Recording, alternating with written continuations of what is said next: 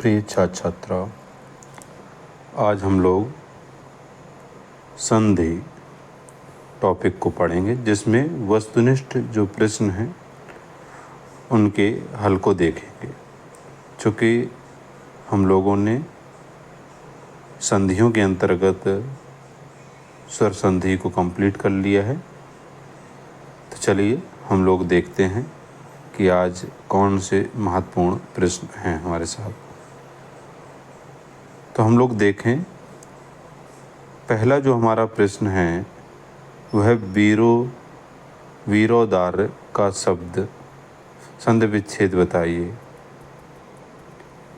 तो इसको जब हम लोग देखेंगे तो हो जाएगा वीरधन औदार्य। क्या हो जाएगा? वीरधन औदार्य। तो हमारा जो पहला ऑप्शन है वो सही हो जाएगा। इसके बाद दूसरे उसमें हम लोग देखें तो दूसरा आपका है पवन शब्द का संधि विच्छेद हो गया। तो इसको हम लोग जब देखते हैं तो ये जो है आपका पोधन अन्न। क्या हो जाएगा? पोधन अन्न। यह जो है आपका सही हो जाएगा। फिर अगले प्रश्न पर अगर हम देखें तो किस शब्द में गुण संधि है? तो गुण संधि में क्या होता है? आद गुणः, मतलब आ के बाद ई उ ऋ आए, तो वहाँ पर आ प्लस ई बराबर ए, आ प्लस उ बराबर ओ, आ प्लस ऋ बराबर अर हो जाते हैं। तो अगर हम उस पर अगर हम देखें तो इसमें क्या हो जाएगा? जैसे भारतेंदु है, यहाँ पर अगर हम देखें तो क्या दिया गया है? भारतेंदु। तो इसमें हो जाएगा आपका जैसे भारत धन इंदु। तो ये जो है आपका हो जाएगा भारतेंदु। यहाँ पर आ मिला, आ प्लस ई बराबर हो गया ए, तो भारतेंदु ये आपका हो जाएगा। फिर दिया गया है महाधन उदय का संधि विच्छेद हो गया। तो तो यहाँ पर क्या है? आ है, आ के साथ है उ, तो नियम कहता आ के साथ उ के बराबर होता है ओ। तो जब हम लोग ये देखेंगे ओ होता है, तो यहाँ पर क्या हो जाएगा? पहला जो ऑप्शन है वह जो है सही हो जाएगा, महोदय। फिर आगे हम लोग देखें तो अगला प्रश्न है महेंद्र में कौन सी संधि होगी? तो इसमें अगर हम देखें तो जो महेंद्र है, इसमें हम लोग देखें तो हो जाएगा महाधन इंद्र। तो अगर हम नियम के हिसाब से देखें तो आ प्लस ई बराबर ए, मतलब गुण संधि जो है नियम यहाँ पर लागू होगा। तो इसका जो है जो तीसरा विकल्प है वो सही हो जाएगा।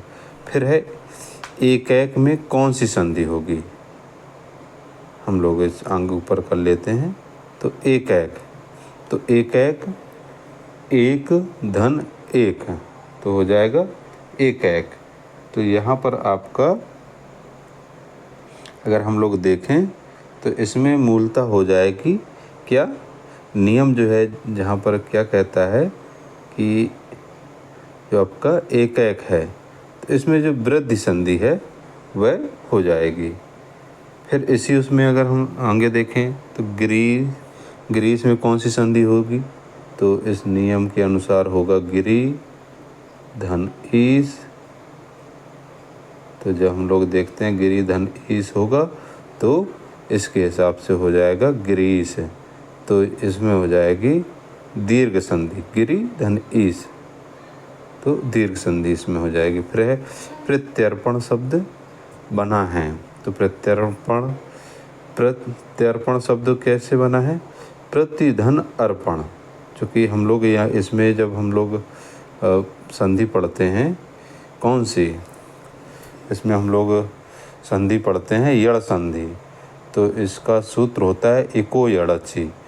तो ई के बाद कोई असमान स्वर आए तो ई या में परिवर्तित हो जाता है, तो उस नियम के अनुसार आधार पर इसमें हो जाएगा प्रतिधन अर्पण।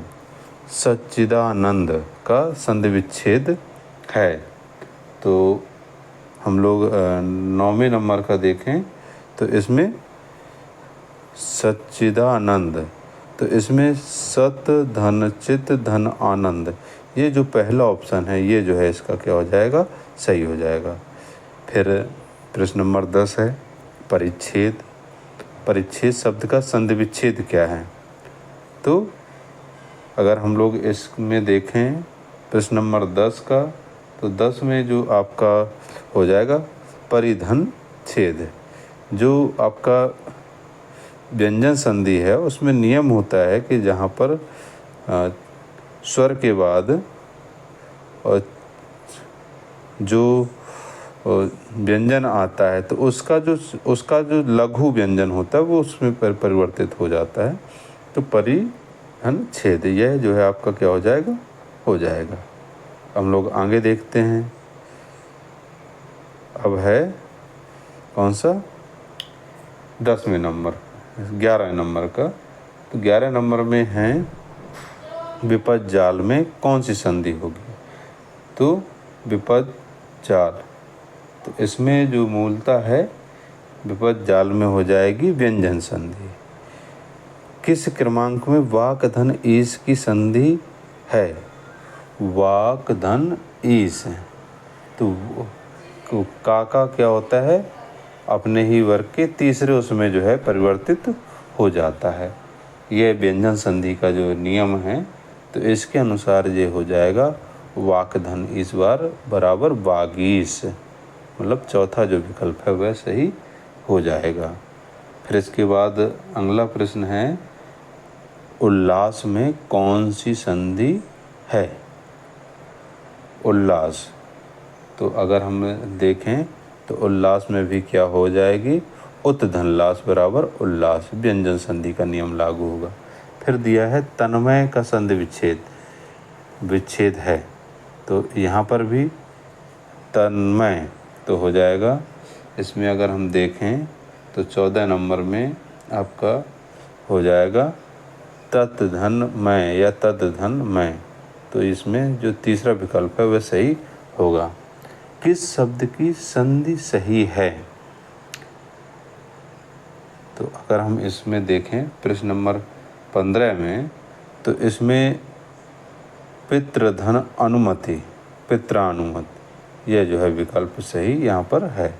फिर इसके बाद 16 नंबर का प्रश्न है किस शब्द की संधि सही नहीं है, तो अगर हम यहाँ पर देखें 16 नंबर प्रश्न को पहले पूरी तरीके से देखते हैं, तो 16 नंबर का प्रश्न क्या कह रहा है, किस शब्द की संधि सही नहीं है, तो हम देखते हैं सत्य धन धर्म, सद्धर्म, सत्य धन नारी, सत्य धन नारी सारी, और महाधनोदय महोदय, वर्षा धन ऋतु वर्षा ऋतु। तो अगर इसमें हम देखें तो संधि जो नहीं है वह आपका हो जाएगा सत्य धन नारी, यह जो है आपकी जो आपकी संधि होनी चाहिए शुद्ध वो नहीं है। फिर आगे है अगला प्रश्न है इनमें से किस शब्द की संधि सही नहीं है, अधिधन आदेश, अध्यादेश, अभिधन आगत, अभ्यागत, अधिधन अधीन, अध्याधीन, फिर अभिधन अर्थी, अभिधन अर्थी, अभ्यर्थी। तो अगर हम इसमें देखें तो मूलतः इसमें अधिधन अधीन, यह जो है आपका देखा जाए तो ये संधि का जो है जो नियम है उसके अनुसार ये सही नहीं है। फिर इसके बाद अगला प्रश्न है किस शब्द का संधि गलत है, तो अत धन एव, अत एव, मम धन इतर, ममेतर, अच धन उहिनी अछाणी, नौ धन ईड़ा नवोड़ा। अब यहाँ देखिए नवीड़ा लिखा हुआ है यहाँ पर होना चाहिए था नवोड़ा। तो अगर हम इसमें देखें प्रश्न नंबर 18 का, तो इसमें जो है आपका जो चौथा विकल्प है वह जो है क्या है, गलत है। फिर इसके बाद अगली संधि है इत्यादि का संधि विच्छेद होगा, इति धन आदि। बहुत सीधा सरल है, आपका एको जड़ा चीज जो संधि है वो यहाँ पर आ जाएगी। फिर इसके बाद अगला जो प्रश्न है गुण संधि का उदाहरण है। तो गुण संधि का उदाहरण, गुण संधि में क्या है, जहाँ पर आपके बाद ई उ रिर आए तो वहाँ पर क्या हो जाता है, आ प्लस ई बराबर ए, आ प्लस उ बराबर ओ, आ प्लस रिर बराबर अर हो जाते हैं। और इस नियम के आधार पर हम देखें तो इस नियम में जो गुण संधि में है तो अगर हम देखें तो धन ऋषि, क्या महाधन ऋषि बराबर हो जाता है महर्षि। तो इस आधार पर जो इसका जो पहला विकल्प है वह जो है क्या होगा, सही होगा। तो ये जो है हम लोगों ने कुल 20 प्रश्नों के जो है हल को आज देखा। आप लोग कमेंट्स बॉक्स में ज़रूर बताएं कि आपको वीडियो कैसा लगा। इस तरीके के अन्य वीडियो को हम आपके बीच में लगातार लाते रहेंगे। आप लोग चैनल को लाइक करें, सब्सक्राइब करें तथा अपने मित्रों को शेयर करें। बहुत बहुत धन्यवाद। आप सभी को शुभ रात्रि।